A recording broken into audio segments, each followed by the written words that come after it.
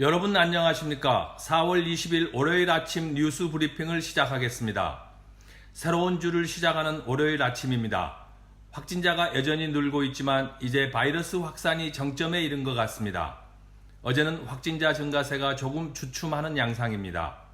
오늘 새벽에 올라온 관련 통계를 살펴보겠습니다. 어제는 25,040명의 확진자가 증가하여 미국 내 확진자 수가 76만 3,832명, 사망자는 1,539명이 증가하여 4만 553명, 완치 환자는 7만 1,012명을 기록했습니다. 가장 상황이 심각한 뉴욕과 뉴저지의 확진자 수가 33만 2천 명을 넘어섰습니다. 다음 소식입니다. 페이롤 프로텍션 프로그램의 진행을 담당하는 은행들이 신청자에게 이 프로그램의 중단을 통보하는 이메일을 발송하고 있어 이에 대한 스몰 비즈니스 오너들의 불만이 거세게 일고 있습니다. 담당 은행들이 진행을 중단하고 있는 것은 지난 16일 SBA에서 이 프로그램 진행을 위한 재원이 고갈되었다고 발표한 것에 그 이유가 있는 것으로 보여집니다. 지난 3월 27일 발효된 CARES 액트에 의하면 이 프로그램 신청 자격은 종업원 500명 이하의 스몰 비즈니스이며 최고 1,000만 불까지 지원이 됩니다. 하지만 스몰 비즈니스의 다수는 종업원 10명 이하의 조그만 사업장이며 그 지원 금액도 5만 불 내외로 예상됩니다. 은행 입장에서는 거래 규모가 현재의 큰 지원자를 우선 처리하는 것이 향후 은행 영업에 유리하다고 판단하여 이를 먼저 승인한 것 아니냐 하는 강한 의혹이 듭니다. 실제로 종업원 10명 이하의 스몰 비즈니스 중에서 지원 승인을 받은 것은 극히 일부분으로 알려져 있어 이 의심을 더욱 뒷받침하고 있습니다. 만약 재원의 추가적인 확충이 없이 이 프로그램을 종료한다면 당초 기대했던 경기 부양 효과가 미미할 뿐만 아니라 미수혜자들의 광범위한 저항이 예상됩니다. 다음 소식입니다. 페이롤 프로텍션 프로그램의 재원이 고갈된 가운데 추가 재원 확충이 가능할 것 같습니다. 스티븐 무누신 재무장관이 오늘 CNN 방송에 출연하여 추가 재원 확충에 관한 공화당과 민주당 사이의 협상이 거의 성사 단계에 있으며 이번 주에 의회를 통과할 수 있을 것 같다고 밝혔습니다. 월요일에 상원의 승인을 받아 수요일에 하원의 의결에 들어갈 예정이라고 합니다. 이번 추가 부양안이 의회를 통과하면 모든 분야의 지원을 충족할 수 있을 것이라고 덧붙였습니다. 추가 부양안의 규모는 3천억 달러이며 이 중에는 병원에 대한 지원금 750억 달러와 바이러스 검사 확대를 위한 지원금 250억 달러가 포함되어 있다고 합니다. 다음 소식입니다. 폼페이오 국무장관이 지난 17일 신종 코로나 바이러스가 중국 우한의 한 연구실에서 유래되었을 가능성에 대한 전면적인 조사를 진행 중이라고 밝히면서 논란이 일고 있습니다. 트럼프 대통령도 15일에 이 같은 가능성에 대해 매우 철저한 조사를 하고 있다고 말한 바 있습니다. 이에 대해 중국이 전형적인 책임 떠넘기기라며 발끈하고 나섰습니다. 지난 18일에 자오리젠 중국 외교부 대변인은 최근 미국의 일부 인사가 중국이 미국의 코로나 바이러스 상황에 대한 정보를 제때 통보하지 않았다고 지적하더니 이제는 바이러스의 출처를 우한 바이러스 연구소로 암시하고 있다고 비난했습니다. 바이러스의 진원지를 밝혀내는 것은 향후 바이러스 방역 대책에 도움이 되는 것은 확실합니다. 하지만 미국의 바이러스 확진자 수가 거의 80만 명에 육박하는 등 바이러스 감염 확산이 매우 심각한 상황에서 바이러스와의 전쟁을 진두지휘하고 있는 국정의 최고 책임자가 바이러스 확산 방제에만 전념하여도 부족할 판에 이러한 문제를 제기하고 있는 것은 부적절해 보인다는 지적입니다. 트럼프 대통령과 폼페이오 국무장관이 신종 코로나 바이러스 확산의 원인에 마치 어떤 의혹이나 음모가 있는 것처럼 암시하고 있어 바이러스 확산 방제에 대한 정부의 초기 대응 실패를 외부적인 요인에 전가하려는 속셈이 아닌가 하는 합리적 의심이 강하게 듭니다. 다음 소식입니다. 쉘터 인 플레이스 오더가 장기화되자 이에 항의하는 시위가 곳곳에서 벌어지고 있습니다. 이 시위는 보수단체에서 조직하고 주도하는 것으로 알려졌습니다. 18일 메릴랜드의 애너폴리스에서 리오픈 메릴랜드라는 단체는 집회를 열고 메릴랜드는 이미 사망했다며 비즈니스 봉쇄 조치를 해제하라고 요구했습니다. 이 집회는 지역 공화당에서 주최한 것으로 알려졌습니다. 같은 날 텍사스의 포트워스에서도 트럼프 대통령을 지지하는 사람들의 시위가 열려 지역 봉쇄 조치를 맹렬히 항의했습니다. 이날 백신에 반대하는 활동가들도 참가하였는데 한 참석자의 어린 딸의 손에는 백신을 반대한다는 팻말이 들려 있었습니다. 현재 유타, 캘리포니아, 애리조나, 워싱턴, 콜로라도 등 미 전역에서 시위가 벌어지고 있는 양상입니다.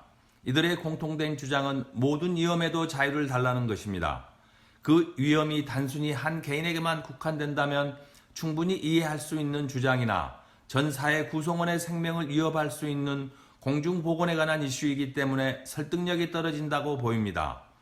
트럼프 대통령은 트위터를 통해 민주당 출신 지사들에 의해 통제되고 있는 지역을 해방하라는 메시지를 띄우는 등 시위자들을 격려하는 모습을 보이고 있어 팬데믹의 중심에서 고통받고 있는 미국을 둘로 분열시키지는 않을까 심히 우려됩니다. 트럼프 대통령의 트윗에 올라온 글입니다. Liberate Virginia. 버지니아를 해방하라.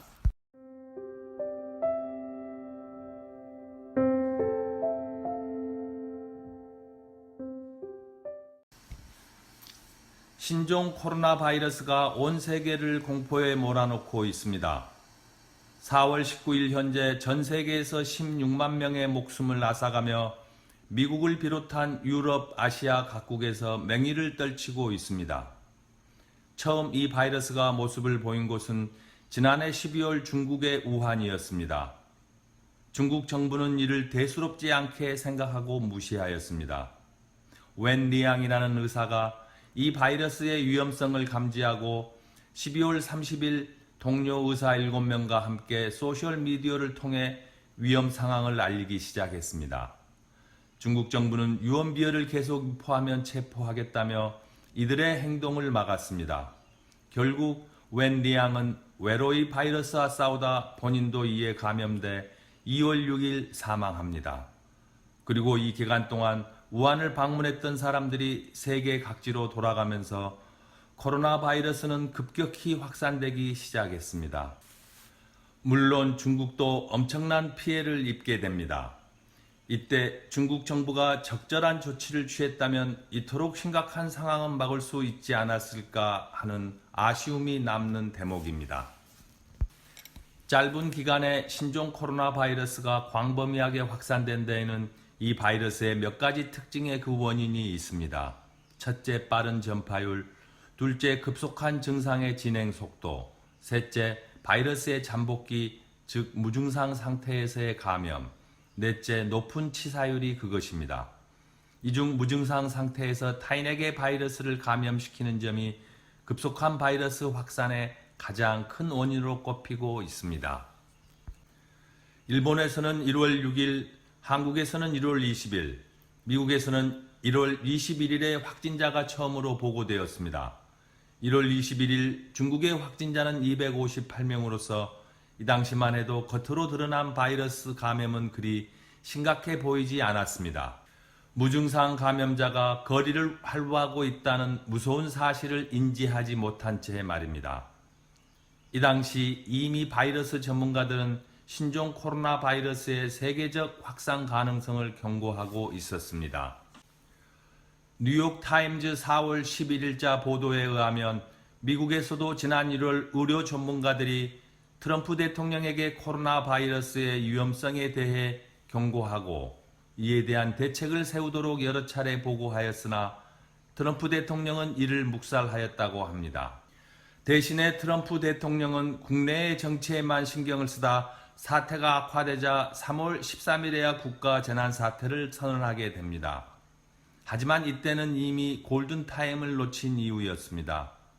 트럼프 대통령은 일관된 코로나 바이러스 대책을 내놓지 못하고 초기 대응 실패의 책임을 WHO와 중국에 덮어 씌우거나 각 주의 지사들과 잦은 충돌을 빚곤 했습니다. 이 와중에 미국은 참담한 대재앙에 마주서게 된 것입니다.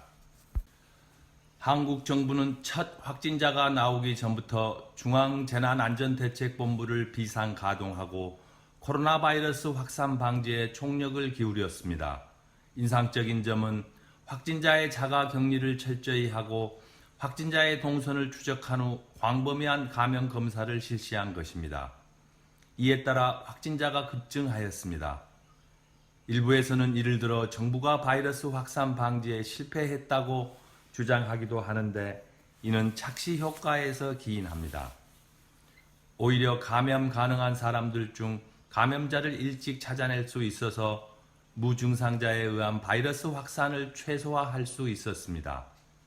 반면에 같은 시기 바이러스 검사에 소극적이었던 나라들에서 바이러스 확산이 표면적으로는 심각해 보이지 않았으나 수면 아래에서는 급속히 바이러스가 퍼지고 있었던 것이었습니다. 비필수적인 경제 활동을 중단시키거나 특정 지역을 봉쇄하지 않으면서도 바이러스에 효과적으로 대응하여 국회의원 선거마저 일정을 연기하지 않고 무사히 치르게 됩니다. 한국의 이웃나라 일본의 대응은 미국 이상으로 한심하였습니다. 일본은 한국보다 보름 이상 먼저 확진자가 나왔음에도 불구하고 아베 수상은 올림픽 유치에만 관심을 보이고 바이러스 대책에는 소홀히 하였습니다. 심지어 바이러스 확산에 대한 정확한 통계마저도 내놓지 못하고 있었습니다. 3월 10일 한국은 확진자 수 7,513명을 보이며 한참 바이러스와 싸우고 있을 때 일본은 대조적으로 확진자 수 514명을 기록하는 등 겉으로는 평온한 모습을 보였습니다. 하지만 이때 이미 위기가 다가오고 있다고 여기저기서 경고의 목소리가 나오고 있었습니다. 결국 아베 수상은 3월 24일 올림픽 연기가 공식적으로 확인될 때까지 아까운 시간만 흘려보내고 있었습니다. 4월 7일 아베 수상은 위기를 감지하고 뒤늦게 국가 비상사태를 선언하였지만 너무나 때늦은 선택이었습니다. 4월 19일 현재 일본의 바이러스 감염 현황은 한국과 비슷한 수준이지만 이제 시작이며 조만간 제2의 미국이 된다는 우려의 목소리가 쏟아져 나오고 있습니다. 트럼프 대통령과 아베 수상의 늦장 대응에 대한 배경이 궁금해집니다. 트럼프 대통령은 올해 말 대통령 선거에 대비하기 위해 대내외적으로 정치적인 공적 사케에만 관심이 있었던 것 같고 아베 수상은 재집권의 가능성이 불투명한 상황에서 성공적인 도쿄올림픽 개최에 모든 것을 걸었던 것으로 추측됩니다. 행정부의 수반은 또한 정치인이기도 합니다. 이들이 자신의 정치적 성공에 집착하는 것에 대해 어느 누구도 비난할 수 없다고 봅니다. 하지만 국가가 위기에 처해 자신의 정치적 입지와 국가의 앞날이 충돌하게 되면 이야기는 달라집니다. 둘 중 어떤 것이 우선해야 하는지 판단할 수 있는 능력이야말로 일국의 지도자가 갖춰야 할 가장 중요한 덕목이 아닌가 생각해 봅니다. 아이러니하게 정치적 입지를 먼저 생각했던 트럼프 대통령과 아베 수상은 재집권의 가능성에서 멀어져 가는 듯 보이며 코로나 바이러스 확산 방지에만 주력했던 문재인 대통령은 조국 사태 이후에 저조한 지지율을 극복하고 집권 여당의 총선 압승이라는 결과를 가져왔습니다. 특히 정부의 바이러스 대처 능력이 포스트 코로나 시대에 전개될 경제적 문화적 변화에서 중요한 변수로 작용할 가능성이 높습니다. 이는 향후 공동체 구성원의 삶의 질마저 결정한다는 것을 의미합니다. 결국 이번 신종 코로나 바이러스 사태에 대처하는 지도자의 결단이 국가의 미래를 결정하게 될 것으로 보입니다. 이제 뉴스 브리핑은 일주일 중 월요일, 수요일, 금요일 3일만 찾아뵙겠습니다. 그 사이 중요한 뉴스가 있으면 속보를 제작하여 보내드리겠습니다. 외출할 때는 반드시 마스크를 착용하고 사회적 거리 두기를 실천해야 합니다. 힘들지만 함께 이겨냅시다. 지금까지 4월 20일 월요일 아침 뉴스 브리핑이었습니다. 감사합니다.